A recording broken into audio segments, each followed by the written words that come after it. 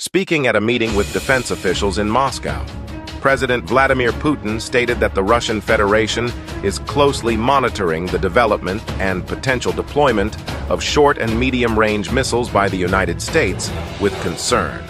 According to the Russian leader, a particularly worrying issue is the U.S.'s activities in creating and preparing to deploy high-precision ground-based offensive systems with a range of up to 5,500 kilometers on the front lines.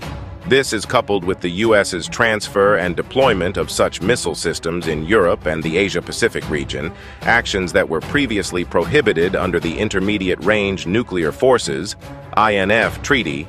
Putin said that Russia would lift all voluntary restrictions on its missile deployments if the U.S. continues to deploy such missiles. However, the Russian president emphasized that Moscow's steps would be cautious to avoid being drawn into a full-scale arms race, which could harm the country's socio-economic development.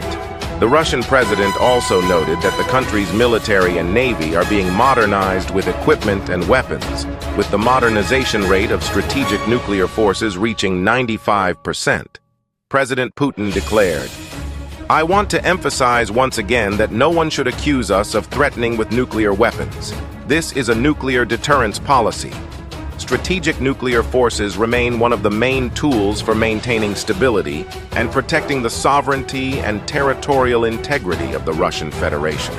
The INF Treaty was signed by the United States and the Soviet Union in 1987 and came into effect in 1988. It aimed to limit the development and deployment of ground-launched missiles in Europe with a range of 500 to 5,500 kilometers. However, Washington officially withdrew from the INF Treaty on August 2, 2019.